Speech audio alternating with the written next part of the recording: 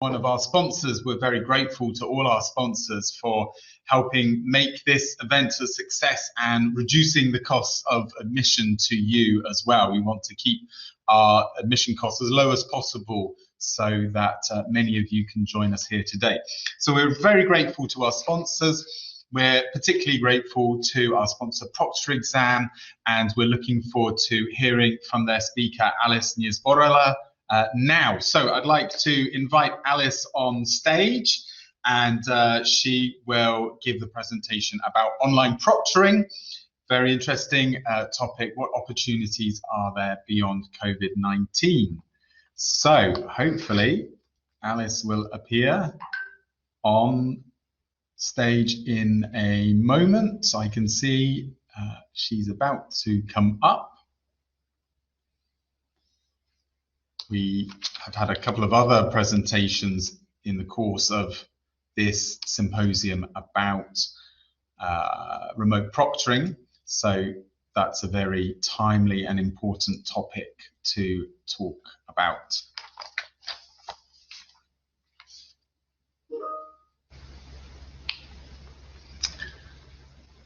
Okay, and we're just waiting for Alice to be brought up.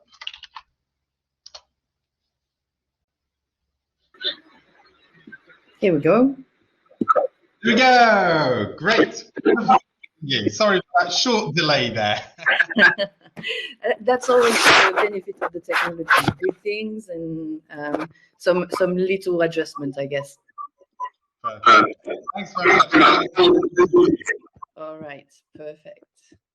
Just let me share my screen as we couldn't load the presentation before.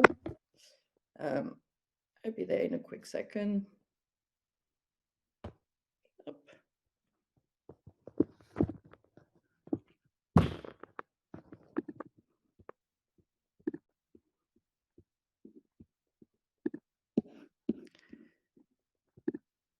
So hopefully you can all see my screen. Unfortunately, I cannot see you with this setup. But firstly, I want to thank you very much for having me this morning and joining this session about the future of online proctoring. So I'm Alice Niezborala, and I'm in charge of the operation for Proctoring. Since 2014, from Amsterdam in the Netherlands, we've been working closely with all types of test organizers to add remote invigilation or online proctoring as part of their test delivery option. And as you can imagine, the current context has had a considerable impact on our users, our company, and our product. So my objective for the next 15 minutes is to share with you some of the learning in the process, but also shed some light on the opportunity for the practice beyond COVID-19. So prior to 2020, remote proctoring was already a growing modality and quite a competitive one. Whether it is live or automated proctoring, you might have encountered a full suite of solutions that were already in markets before the pandemic. And at Proctoring, we choose to focus on the technology that is beyond remote invigilation. And that means we focus on the video recording and streaming infrastructure, which is required to supervise an exam remotely. With our experience, up to 3 video streams can be activated: the screen sharing, the mobile, and the webcam. Test takers are recorded throughout the exam, and the session can be reviewed later on, or they can be streamed in real time to an invigilator on the other side of the screen. We made that technology available to integrate with other parts of the assessment journey, such as a booking system or a test application platform. So test organizers can remain in complete control of the process, the data, but also the experience of evaluation. This neutrality allows us to work on various assessment use cases with diverse sets of providers. Let's hear from Janet Legg, the Director of Association of Corporate Treasurer in the UK. What is her take on online proctoring and how these awarding bodies secured the certification in collaboration with BTL Surpass as test application platform? So my name is Janet Legg. I'm the Director of Awarding Body at the ACT, and we're responsible for our qualifications, the content, making sure that they're still relevant, as well as the entire assessment process. Our qualifications are probably the thing that everyone hopefully wants to do when they're in this field. And so our exams and the assessment process is integral to that and needs to be a good experience for them. It's essential to us that our exams are delivered in a secure environment, and hence why we use the remote invigilation. So the online invigilation service that's delivered gives us that sense of security because it does a full environmental check around the student's space. So you have to check under the desk, up in the corners of the rooms, check behind the ears, check if they have to bring notepaper in, we'll check that. Any water bottles have to have no labels on them because we check those as well, check up their sleeves. And this is where the mobile phone comes in, or if they don't have a mobile phone, they can use a tablet. And they will then place it behind them, which gives us a dual view of the student. So some other technology and software out there only has the one view, which is from the invigilator's view and the screen recording. This gives you three views, which is the view of the student from the front, their screen and what they're doing and typing into, as well as a view from behind, as well as the monitoring that happens while they're taking their exams. So does someone walk into their room? Is there a dog barking? Does the doorbell ring? Are they constantly looking to the right? It does give us that security and trust that we can see what's going on. We know that they're not doing anything odd. And human behavior is such that most people, when they're reviewing, do tend to spot consistent odd behavior if it's out of the norm. There's no difference. If we're invigilating a live exam with a person in the room, there's almost no difference. In fact, I think there's probably better security because I'm not sure how many invigilators go around checking up people's sleeves and behind their ears and on the sides of their glasses. So we've been very fortunate to work with the ACT for now a couple of years, and looking at seeing the certification and the modality of online proctoring growing apart from COVID is obviously very satisfactory for us. At the end of the day, Proctor exam has strong European roots. We've built our product and our company with European regulation at the core. And Gdpr consideration drives about 70% of our new requests and new inquiries, even from North American or APAC prospects who are looking at addressing candidate privacy concerns. Since March 2020, candidates in more than 190 countries have used our infrastructure to take a test remotely. And we are achieving a 4-digit growth in terms of usage year on year across higher education, but also, and more importantly, the professional certification sector. When we zoom in on the language assessment field, we've had the opportunity to support both test editors and test distributors from South America to China. And that's with those experiences in mind that we prepared the session for today. So March 2020 was definitely a cornerstone for our team and our company. In the space of a few days, we saw a wave of inquiries flowing through our website. All organizations were looking for alternative to on-site assessments in a very short term. We transitioned all the non-engineering team to facilitate our discussion with test organizers. And we also used the multiculturality of our team to address in the relevant language question, concern, and more especially find solution. Where our sales and implementation cycle could take up to 6 months, we had the requirement to start testing within a matter of days. And that is in that context that ETS Global came to us in order to supervise the TOEIC listening and reading test for their business and engineering school markets. The dual view camera provided by our mobile experience and the opportunities of integration offered by our API were critical in their choice of provider. From the registration journey to issuing certificates, ETS Global was able to truly embed Proctor exam within their existing ways of working by May 11, 2020. And like ETS Global, this is more than 3 million exams that we have facilitated across the last 12 months. Alike on-site testing, proctoring requires preparation, candidate management, and staffing to support the modality. We need to be realistic. Early on in our development process, though, we were convinced of the importance of localization for online proctoring and the potential to offer a skeleton technology for testing organizations to implement their own processes. For instance, Dataprox distribute LinguaSkill tests in China. David, the director, came to us last spring with the same issue as other distributors. How can we continue testing with test centers completely closed down? Not only Dataprox was able to restart testing by mid-March, but they also used their own trained invigilators to continue operating and providing work for all centers involved. That's a successful approach that we are also witnessing in Spain with test centers such as Virginia Lyon Exam Center, who join our clients since early this year. Finally, the traditional test experience usually leave very few room for instant feedback. But we need to think again. With remote proctoring, we don't only bring the vision of a candidate experience. It indirectly opens a channel for real-time communication and supervised communication.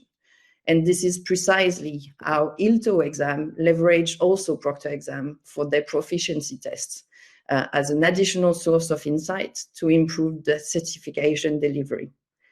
I was recently debriefing with our user support team on the case of a technical difficulty. And as we were analyzing the issue faced by the candidate, we realized that the design of the test didn't take in consideration the resources that it was requiring on the computer, as multiple appendices, lengthy, heavy, had to be opened throughout the assessment, causing performance issues.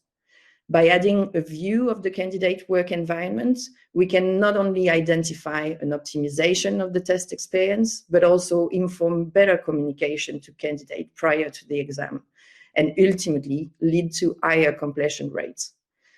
Those examples are only few thought starters on how online proctoring will continue to make the digital assessment field richer beyond the pandemic. And I'm sure your use cases will also contribute to the list. So if you are curious, come around and come to our chat, to have a chat around our booth. Jose, Max, Michele, and the rest of the team will be available to address your question.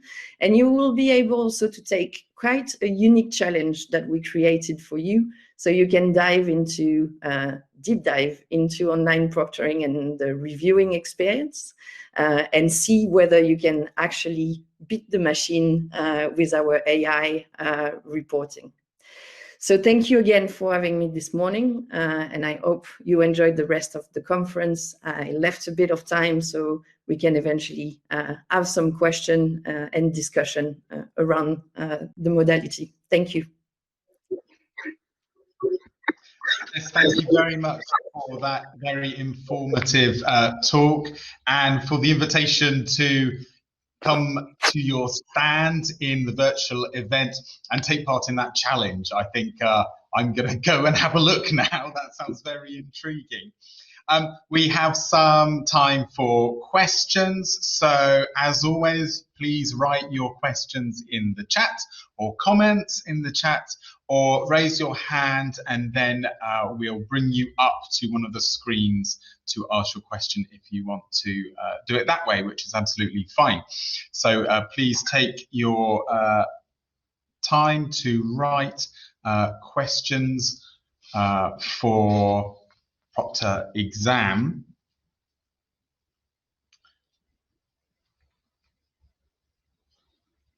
We just wait for some questions to come up. Okay, so first question, does this prevent the use of more than one screen at the same time? So the way that we really designed the solution was to actually allow multiple use case to be conducted on the platform. So we do record, but we do not block.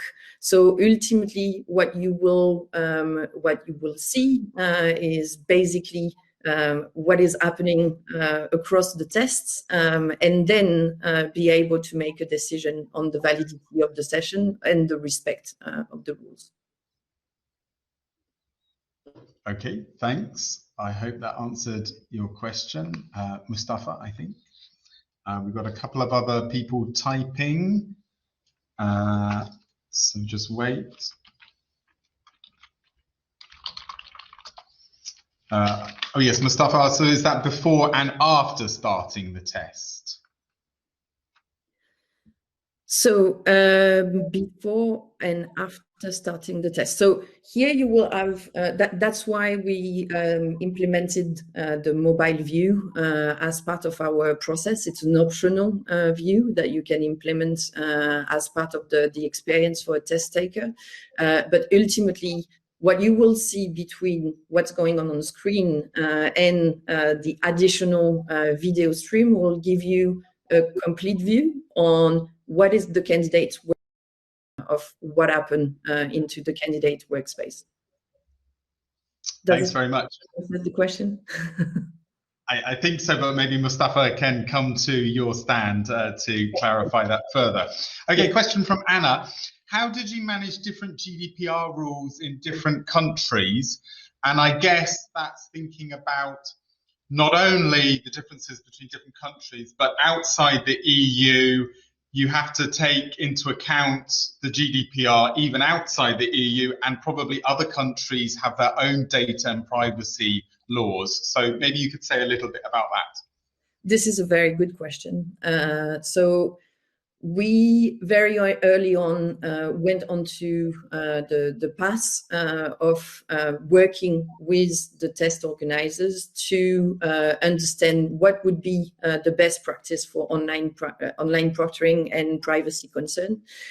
We were part of Erasmus Plus funded program from 2016 to 2019 called OP4RE that was designed to really understand what would be the best practice in Europe for online proctoring, with 8 universities that scrutinized proctor exam and proctoring for 3 years.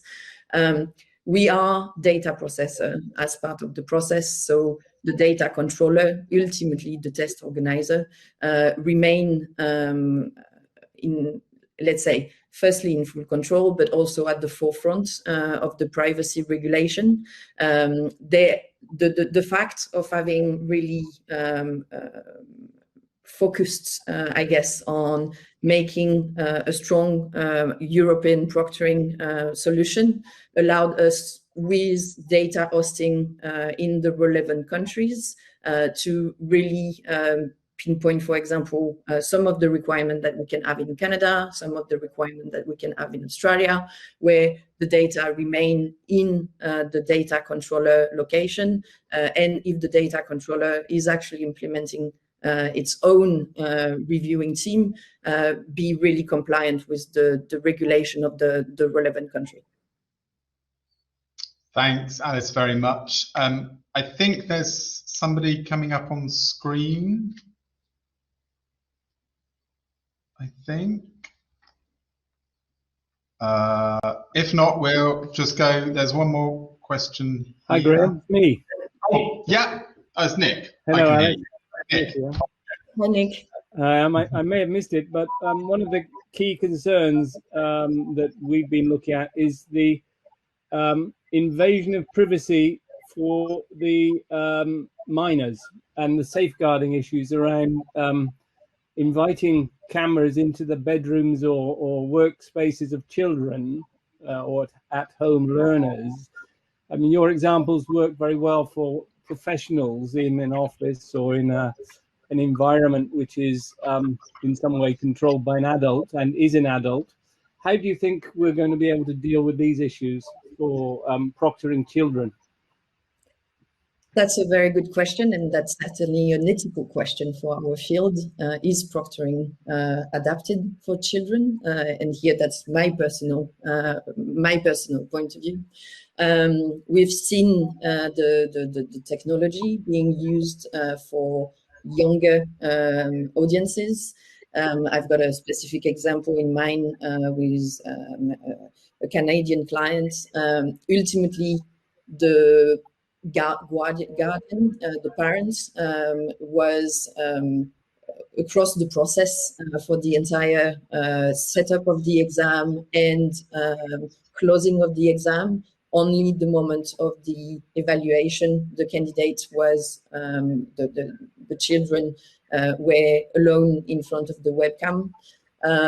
There is also here, that's the reason Proctor exam with such a skeleton technology has its relevance. I think the question for test organizer is to understand who are in a position to actually supervise children, who should be trained to supervise children. Should children be supervised as 6 children at the same time or only 2 children at the same time? And I think with a technology or with a portfolio solution that allows you that flexibility and allows you that flexibility also of data hosting and data processing, you do have the opportunity to fit better to those specific requirements. Okay. Thank you for your answer. Yeah, plenty to think about there. Yeah, a lot, definitely. But that's a very relevant question for sure. Thank you, Nick. And thank you, Alice. We've now come to the end of the time for the session, but I'm sure you will invite people to come to your booth in the Alte exhibition hall for any further questions. I know there are a couple of other questions and comments on the chat here which we haven't had time, so do please go and visit Alice and her colleagues at the Proctor exam booth. We definitely encourage you to do that. Alice, thank you again for talking to us. We really appreciate that.